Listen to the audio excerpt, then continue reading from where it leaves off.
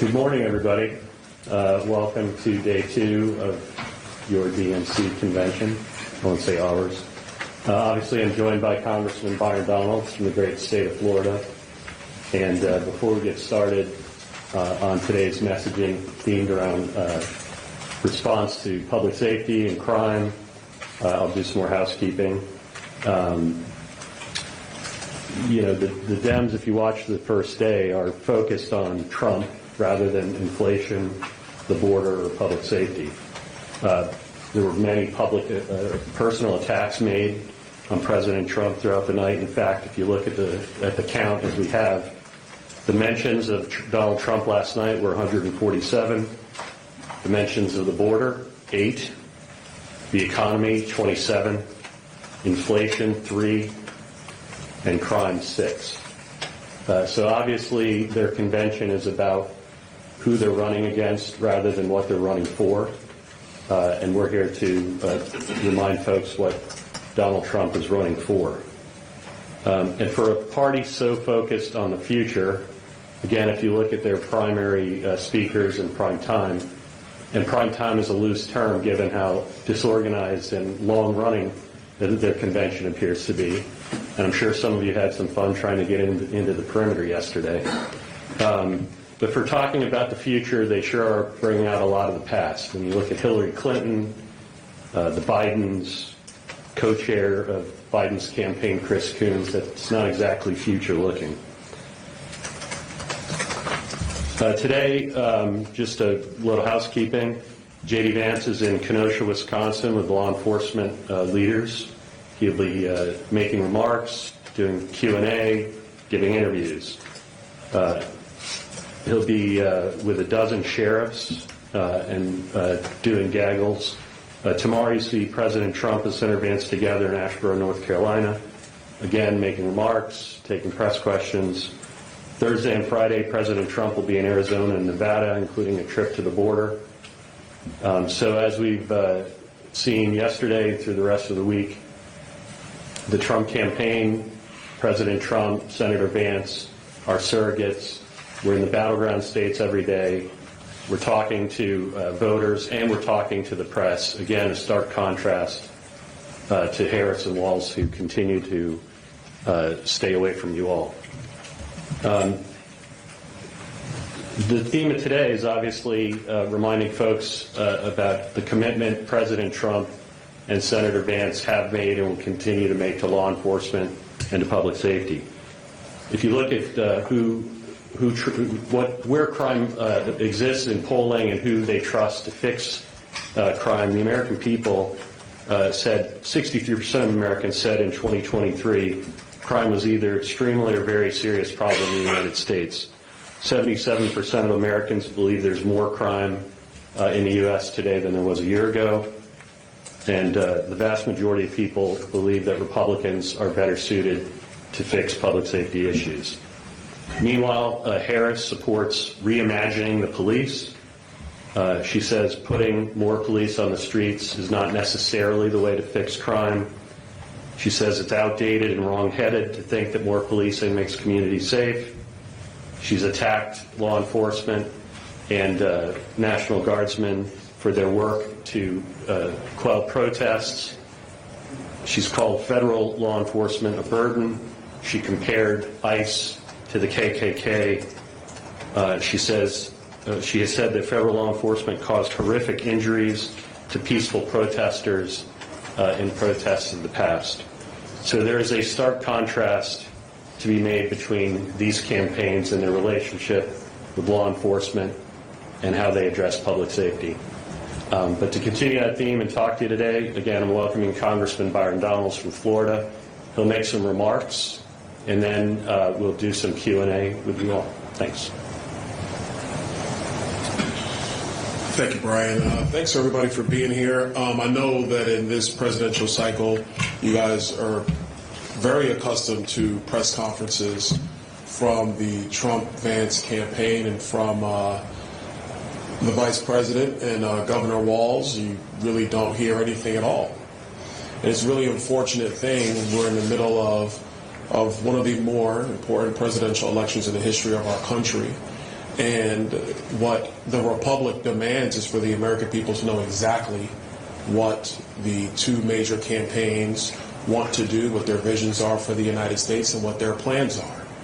Obviously, you can go to DonaldJTrump.com. You can go to any Donald J. Trump rally. You can go to any press conference that he holds all the time, or even with Senator Vance, who's on the Sunday shows last Sunday, doing 3 different shows. He's made himself readily available. It is not a question about the vision for America that is going to put the American people first. There's no question about the policies that are going to put the American people first, solving very critical things like our border situations, obviously our economy, inflation, foreign policy. Those are the major issues facing our nation.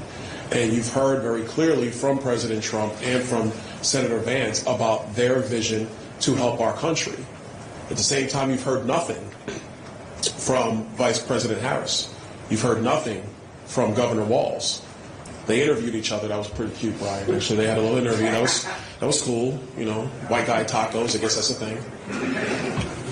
Except that Tim Walz even lied about that, because he won Al Franken's cook-off for tacos, actually making good ones with green chilies. The point of it all is that we have to be transparent about what matters in the lives of the American people.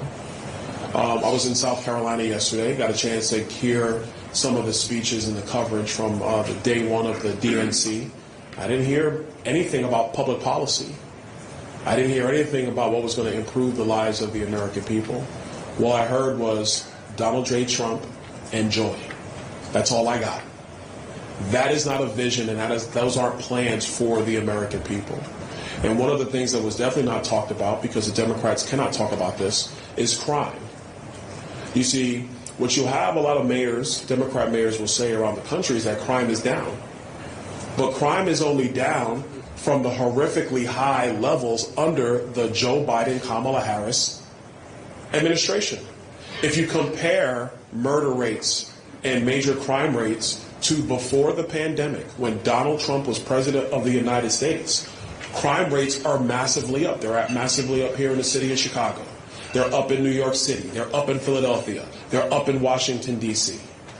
So every city where the Democrats, led by Kamala Harris, have basically operational control, crime rates are up massively.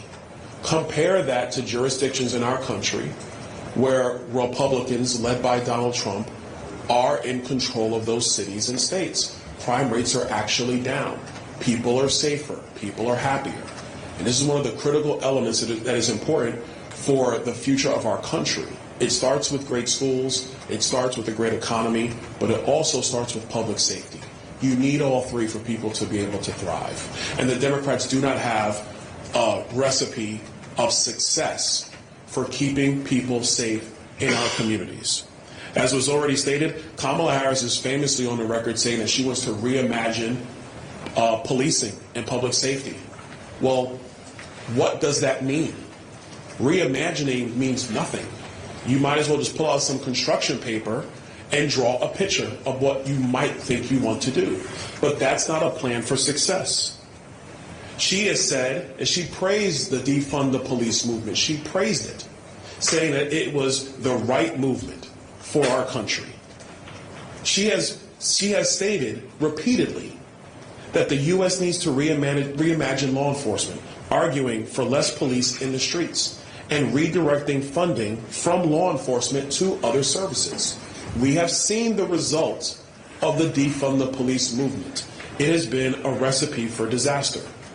As a United States Senator, she applauded Los Angeles then Mayor Eric Garcetti's move to cut $150 million from the police department in the city of Los Angeles.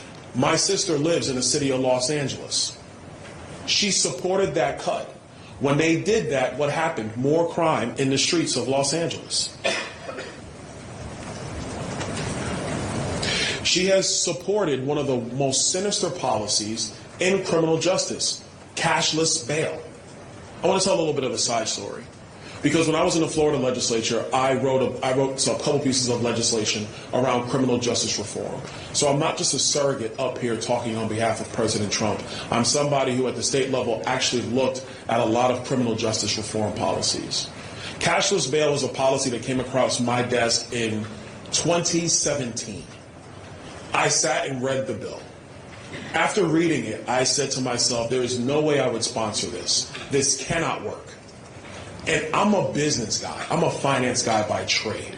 I was not a prosecutor. I did not have a career in law enforcement. But I could clearly see that moving to cashless bail would be devastating for communities. She supported that policy.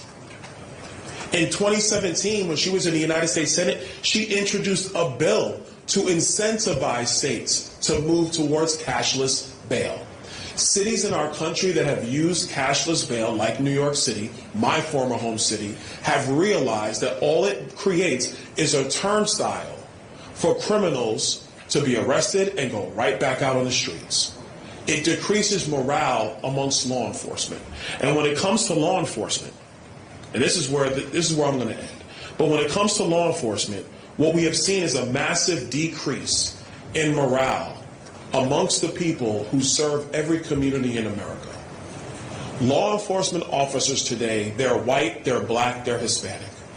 They come from these communities, they want to serve these communities, they truly believe in public safety. The Police Executive Research Forum found that a nationwide decline of 4.8% in police numbers compared to 3 years ago. People are leaving the profession of being a police officer and keeping our communities safe. Why? Because they're not getting the support from people like Kamala Harris and people like Tim Walz. So what happens to these communities if law enforcement isn't getting the support? Their ranks are decreasing. And when the ranks decrease, communities are less safe. More than 2,500 police officers resigned from the New York City Police Department in 2023. A 43% increase over the 2018 number of resignations. 43%. In Washington, D.C., the police force is at its smallest size in 50 years, amongst a staggering rise in carjackings and homicides. And all of us, all we need to do, go to a CVS, go to a Walgreens, go to a Duane Reade, and what you will find is that every common product, from lotion to toothpaste to deodorant to razors, they're all behind plexiglass now. And you have to get an associate. You got to ring the bell in the store. Everybody's seen it. If you go shopping, I go shopping. So I do my own shopping. You ring a little bell. It goes ding, ding, come to aisle, blah, blah, blah. And you got to wait for somebody to come to that aisle. And then they unlock the case for you to get the items that you want to buy. That demonstrates how unsafe these communities are. And they are unsafe because of the radical policies of the Democrat Party led by Kamala Harris. One quick point on Governor Walz. Governor Walz, when the riots occurred in Minneapolis after the death of George Floyd, Tim Walz waited 4 days to call the National Guard. 4. He watched the city of Minneapolis burn. And quite frankly, what was burning, it wasn't the upper class neighborhoods of Minneapolis. It wasn't the suburbs of Minneapolis. What was burning? It was poor areas of Minneapolis, which mostly are inhabited by black people and Hispanic people. That's what was burning. Tim Walz didn't sit there and say, oh my gosh, these communities of color are in a real tragic state. We have to send every resource possible to protect those people who have small businesses, who have homes. He didn't do that. He watched it burn. It was only until the mayor of Minneapolis went public with the fact that he was getting no support from Governor Tim Walz, that's when Tim Walz decided to act. When everything had hit a crisis mode and there was no longer an ability to hide the inaction, that's when Tim Walz decided it was finally time to call for the National Guard. taking a step back just from crime and public safety. We've seen this before from the Democrat Party. Joe Biden, who finally gave a speech last night, I don't know when he started, 11:30, who knows. That's a shame to do that to somebody. I'm going to stop there, Brian. I'm not going to continue. Anyway, I'm going to move on. Joe Biden's presidency has been one of there are no actions until there's a crisis point and you, the press, start asking questions. And when you start asking questions, then they finally respond and say they're going to do something, whether it's true action or not. Kamala Harris, nowhere to be seen, whether as vice president or as a member of the Senate, until things hit a crisis point, like what happened with the defund the police movement. You see, the American people need to understand, Democrats today are trying to run away from the movement they embraced a short few years ago. And the only reason they're trying to run away from that movement is because the American people said this is craziness. And they demanded action from local law enforcement to keep them safe. And only when that occurred, then they want to reverse course. This is not leadership. This is putting your finger in the air and then figuring out which way the wind is blowing. Joe Biden has done that as president. Kamala Harris has done that as vice president. Tim Walz did that as governor of Minnesota. And the American people cannot tolerate having Kamala Harris and Tim Walz in the White House doing the same thing for 4 more years. There's a better way. There is a significantly better way. And this is why police benevolent associations nationally and in different pockets around the country have come out and supported Donald J. Trump to be the 47th president of the United States. Because they know he takes public safety seriously. They know that he supports the men and women in blue who serve our communities every single day. They know that obviously our economy will be better, foreign policy will be better, the border will be secure. But at the end of the day, they know communities will be safe. And that is why they support Donald J. Trump. And that is why I'm here in Chicago, of course, to give my support for Donald Trump, but to also lay out the contrast. And it is a stark contrast between Donald Trump and J.D. Vance, who take public safety seriously, and Kamala Harris and Tim Walz, who like to play politics with the safety of the American people. With that, I'll stop and take whatever questions you got. Thanks. Again, just raise your hand. We'll call you in and identify yourself. I will give one more housekeeping piece. We start again tomorrow at 10 a.m. We'll have Congressman Mike Waltz talking about national security and military affairs. And Thursday, we will have Ambassador Carlos Trujillo and former presidential contender Vivek Ramaswamy to talk about a number of things, including immigration and the border crisis. With that, we can start. Congressman Ben Brookbaum, Real American Voice News. Yeah. What do you think is worse, Kamala and Joe lying about their record on the border, causing the invasion on the southern border, their support for BLM and the defunding of the police movement, Walz's open communism, or the mainstream media providing cover for them? Well, look, I got to be honest with you. I think their record is abysmal. Joe Biden and Kamala Harris undid all of Donald Trump's border security provisions on day one. That's what they did. I mean, what is it now, Brian? 1,306 days ago they did this. They've not done anything to secure the southern border. But what's worse is when the press just doesn't report the facts. I'm from New York City. I remember the old cartoons growing up as a kid. Just the facts, man. Just the facts. Well, just do that. Just lay out the fact of what occurred. They decided that what Donald Trump's provisions on the border, they decided that was the wrong way to go. What they have created is the largest humanitarian crisis in the history of our country. Well, not the history, because we've had some dark days in our history. Let me rephrase that. But one of the biggest ones, without a doubt. You have young girls who are being raped on the journey towards our southern border by the drug cartels and by the coyotes. That is happening. I thought Kamala Harris stood for women. I thought Joe Biden was compassionate. He's not. They've lost 85,000 kids. HHS has. 85,000 kids have just been lost in the United States. Where is their empathy now? The drug cartels are going to make $13 billion this year. trafficking people into the United States. That's just people. That's not narcotics. I thought they cared about public safety. Their policy is abysmal as far as I'm concerned. It is the worst public policy in the history of our country. That is why the American people, no matter your race, no matter your income levels, are all scratching their head and either A, saying, this is nuts, I want Donald J. Trump to be the next president, or B, and this is indicative of a black woman out of Philadelphia who was on with NBC the other day, talking about inflation and talking about how who she really blames is the government. She didn't say who, she just says, I blame the federal government. And so you have two sets of people in our country, people who have looked at this situation and they said, this is awful, I want to go a different way, or people who don't know who to blame, but they know it's awful.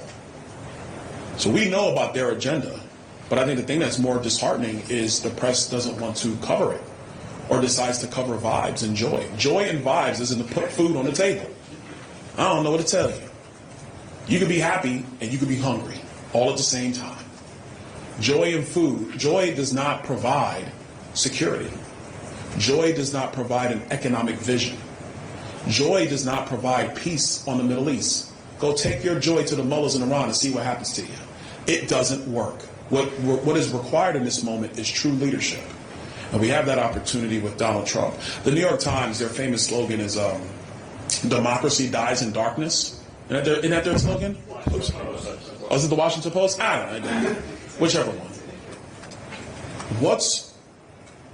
What is more dark than the press, which has special protections under our Constitution, not reporting on one of the major political parties in our country and this administration and what they've done? And when I say not reporting, I know you'll say, oh, well, we did a story. Come on, stop. That's not how this works. Are you going to do a story day in, day out? Are you going to continue to report it every single day so the American people get an opportunity to figure out what's happening? Because people are living lives, man. They're scrambling. They're going from point A to point B, trying to figure things out on a day-to-day basis. It's the job of the press to make sure that they explain this. So, you with the hand held high. Yeah, you. Me? Yeah, you. Okay. What's your name? Nick Gilbertson with Breitbart News. Nick, how you doing? Doing well, thank you. So, Congressman, you had an interesting comment there about joy, and the state presentation of joy last night. Just how can the Democrats purport to be the party of joy when their radical base, literally a couple hundred yards away from the United States, was ripping down barricades because the party's failing to meet their demands? I don't call them a party of joy. I think it's all fake. That's all politics. Look, you got presidential politics. They knifed Joe Biden. He's out. And now you have a situation where they're trying to rebrand Kamala Harris because she's been one of the more unlikable figures in national politics. The way I look at it is what you're witnessing with the Harris Walls campaign is the PR build-up to one of those summer blockbusters. Everything is great. All the critics, meaning the press, are all giving it 3 stars and 4 stars. This is going to be it's going to have a great opening. People are excited. You see the trailers; those look good. And then people go see the movie, and they're like, "Man, this movie sucks." And I honestly believe that's what you're witnessing. So this whole joy thing, this whole vibes thing, all that is a cover up for the fact that their policies are a disaster for the American people. Look at the initial rollout last Friday from her economic plan. Price controls, that's going to work? That's only failed everywhere. In the history of economics, it has always failed. But that's going to be the big solution for poor families in our country, for seniors on fixed incomes? No, it's not. Oh, how about this one? $25,000 for first-time home buyers? At one point, I was a first-time home buyer. Guess what happens when every first-time home buyer gets $25,000? The price of every home goes up $25,000. So it sounds good, but it doesn't do anything. She said the other day, I think it was yesterday she came out with it, she wants to have the corporate tax rate to be 28% from 21%. Well, that's going to go over well in a stagnating economy with stubbornly high inflation. It doesn't work. It sounds good.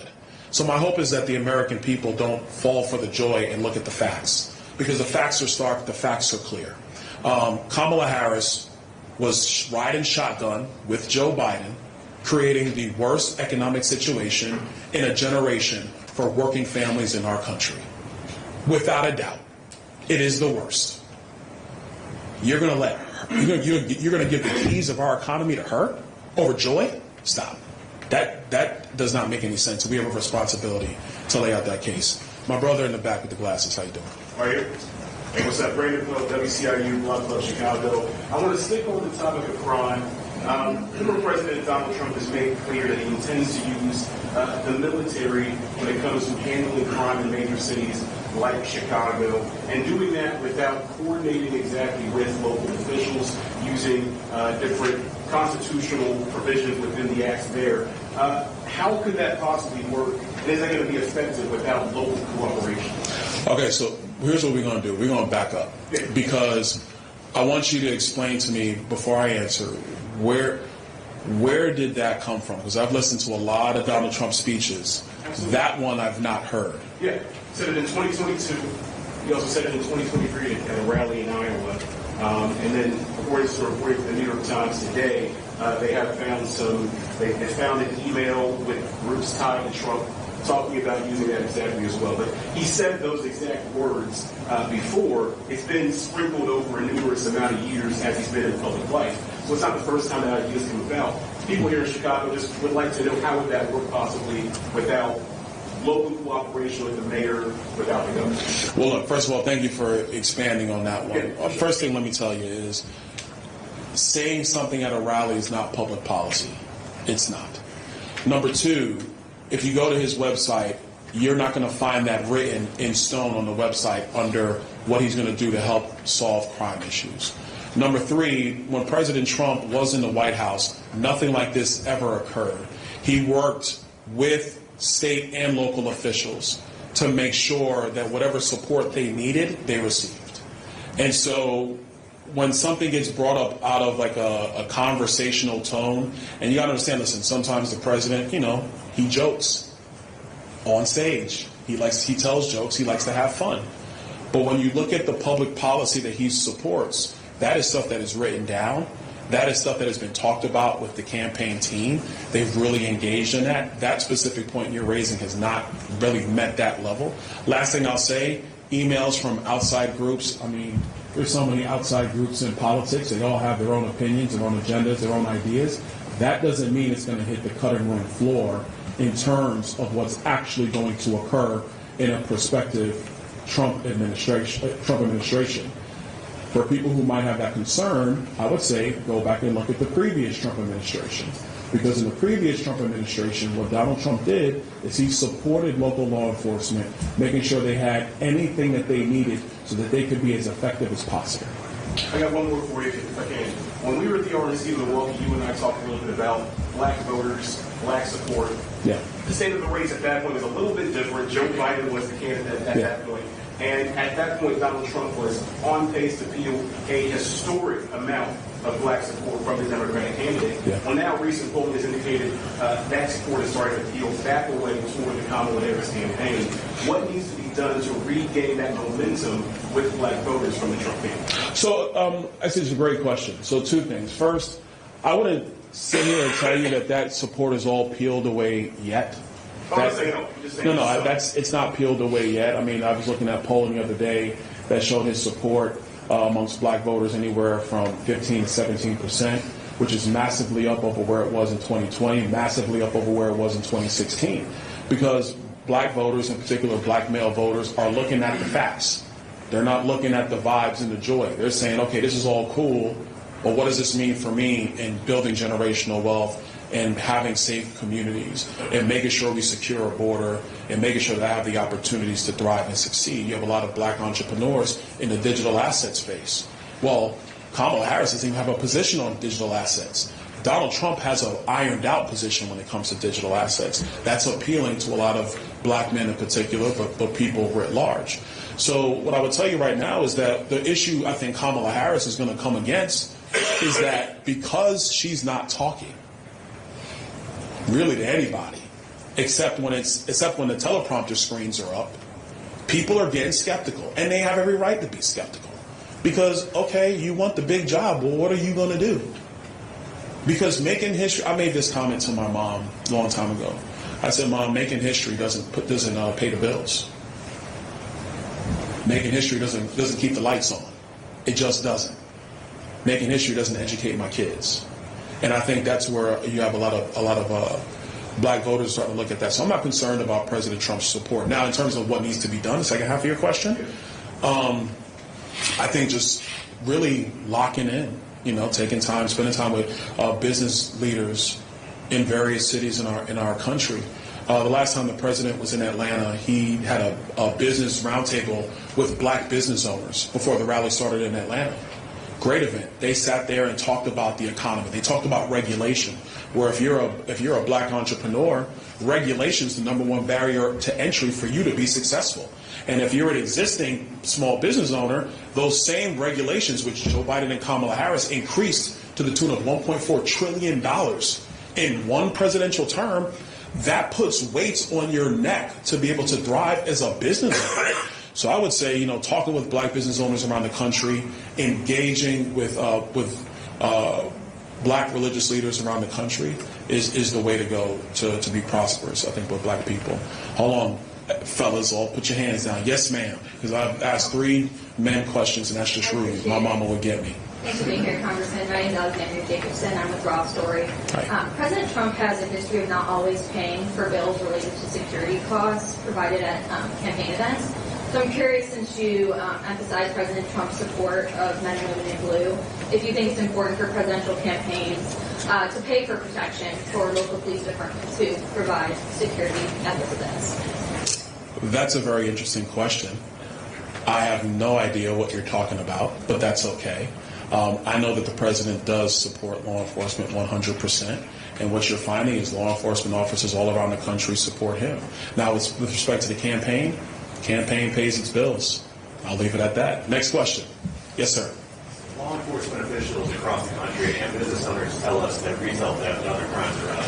Yet the data, according to some lawmakers at state and federal levels, doesn't support this. What role does underreporting play? Partly because people don't call in because there's no consequences to crime. And how do we get back on a path toward public safety? Well, 2 things to that question. Underreporting is a real concern. Because you have low morale amongst police officers around the country. And so people are already seeing that nothing's going to happen, so why even call the police? There's a report, and I don't want to get into too much details because I need to get into it and really understand the details, but there is a report about some cities not reporting all their crime data. Don't know. It's kind of out there in the ether. I think more work needs to be done on that. But when you have a lack of morale in cities surrounding police departments, police officers will be like, well, why would I arrest that guy when the DA is just going to turn around and cut him loose anyway? That doesn't even make any sense. It doesn't help anybody. And this is what's happening. I was with my sheriff in Lee County a couple days ago, and I asked him, how is staffing going? And he goes, I have more officers than I know what to do with. He goes, we keep getting officers in Lee County, Florida. Why is that? Because everybody from President Trump, Governor DeSantis, local leaders like myself, we all support our sheriffs and our local police. Our state attorney, she does her job. That when they bring cases to her, she goes and prosecutes them. So when law enforcement officials who are in other parts of the country hear that your service is actually valued and honored, like in a place in Lee County, Florida, Fort Myers, Florida, for all you for the uninitiated about counties around the state of Florida, when you hear that as an officer, you say, man, why am I working in New York? I could be in Florida, and it's just better too. And so that's what people are doing. And so I think that the underreporting is a real phenomenon, because if people don't think their issues are going to get handled in a timely manner, what's the point of even dialing 911? They rather, unfortunately, you don't want people taking the law into their own hands, or people, unfortunately, are victimized, and there is no accountability for the perpetrator. Yes, ma'am, all the way in the back. Yes, ma'am. Hi. So about 800 feet away from the United Center, where President Biden spoke last night, he saw protesters successfully breach the perimeter, and it's just a month ago that an assassin tried to kill President Trump. Right. Has there been beefed up Secret Service around the Trump campaign? And given, there's this other report that an agent left duty to breastfeed her infant who shouldn't have been brought to the Trump rally, has there been ongoing concerns about the Trump campaign's personal security? Well, look, I will. What I'll do is I'll defer most of that to the Trump campaign. What I'll tell you is what I know, that yes, the security perimeter has been beefed up around the president. Listen, what happened in Pennsylvania, I try not to speculate on it because this is more than just presidential politics. This is one of the core pillars of our nation and the future of our republic. All presidents, regardless if you agree with them or not, they deserve to be protected. All people under Secret Service care, they deserve to be protected. That care has to be handled appropriately. So I know around President Trump that there have been additional measures that have been put into place. I'm going to stop there. I'm not going to get into any more detail. With respect to the the gate that was taken down around the DNC, that's a serious concern. And I would say that's partly a security concern of how they're laying out the bubble over there around the United Center. It's also a bigger concern about the radical movement happening within the Democrat Party right now that has such a disdain for Israel and for the Jewish people that they would tear down security barriers around the Democrat nominees convention. That's a major issue for the Democrat Party to answer. Yes, sir. Thank you, Congressman. Two quick ones. Democrats claim that Harris popped the ticket in the abortion issue. It's a lot of the South at play. North Carolina, Georgia, even Texas, in your home state of Florida. Mm-hmm. What's your reaction to that idea? My reaction is that's silliness. Look, they can say whatever they want, but I think the polling has been pretty consistent in every state that you're talking about.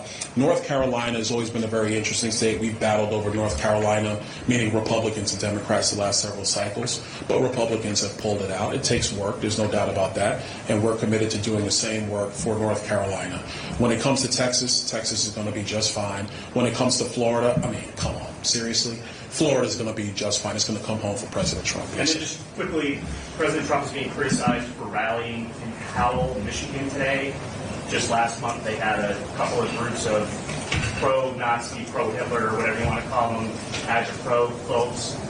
Why select this town to visit, given the controversy? I'm going to hand it to Brian, but I'm going to say something first. I don't know anything about some of these I'm going to use your words. What are they again? They had swastika banners and had banners that said, "We love Hitler." Okay. All those groups or whoever did that is distasteful. I denounce them myself. I want nothing to do with them. But let me also tell you this. My brother-in-law lives in Howell. He's not some neo-Nazi. He's just trying to work hard and do the right thing. There are good people who live all across our country. And I'm not going to go down this whole, there are good Americans in every city in our country. So if President Trump decides to go somewhere to see the people who have been struggling under the terrible policies of Joe Biden and Kamala Harris, and he chooses to rally, that is a decision to support those people who love this country, who love our Constitution, who want all people to thrive and succeed. Any neo-Nazi crazy person that throws up swastikas, I don't want nothing to do with them. And neither does President Trump. I'm going to turn it